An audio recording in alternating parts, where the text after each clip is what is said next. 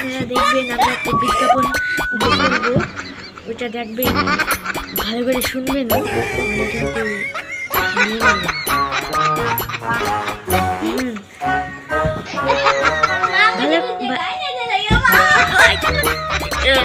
কিন্তু